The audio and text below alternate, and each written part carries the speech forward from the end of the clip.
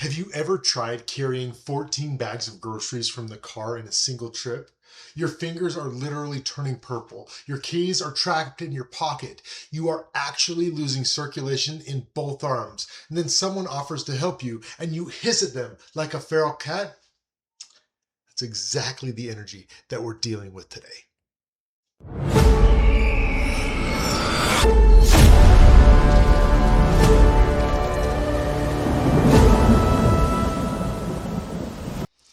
Welcome back to Myths and Mayhem, the show where gods create problems, kings make them worse, and heroes treat the phrase, "Do you need backup?" like a challenge to their abilities. Before we get into our next adventure, I wanted to take a quick minute to talk about a habit a lot of us are deeply trapped in right now: hyper-independence. In our last episode, we watched Heracles try to single-handedly brute force a multiplying swamp dragon. He was out there swinging a massive sword, sweating through his armor, and completely blind to the fact that his default setting of "I'll just handle it myself" was basically hitting the copy and paste button on his own worst nightmare. He was stuck in a toxic, exhausting loop. Now, full disclosure, I'm a school teacher, and if you want to know what a real-life Hydra actually looks like, you don't need to go all the way back to ancient Greece. You just need to walk into any classroom full of middle school students and you'll see it everywhere. Middle school is literally a swamp of hormones, sudden existential dramas, and the overwhelming scent of Axe body spray. It's a chaotic ecosystem where you diffuse one behavioral issue or mediate a devastating best friend breakup that started during lunch, and two brand new problems aggressively spawn in the back row before you can even reach your Red Bull. You confiscate one phone and three more screens light up under the desks. As a teacher, it's incredibly easy to fall into the Heracles trap. You think you have to carry the classroom management, behavior tracking, the emotional well-being of 100 preteens completely on your own shoulders, because asking another teacher feels like an admission of defeat. And it's not just the adults. I see my middle schoolers do the exact same thing to themselves.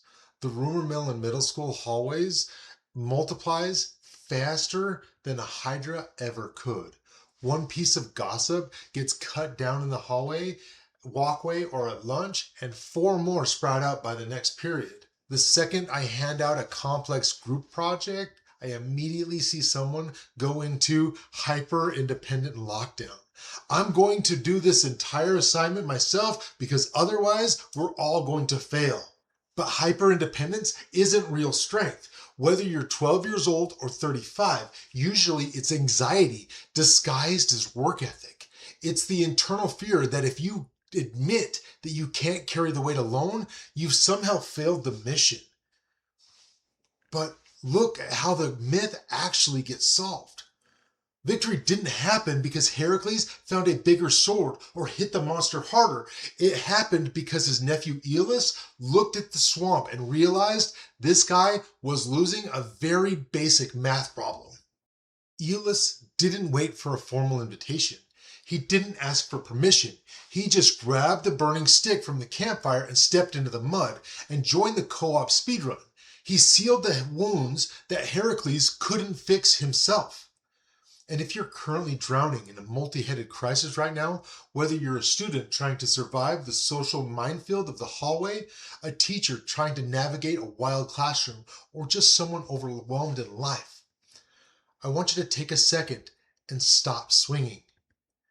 You don't get extra credit for suffering in silence.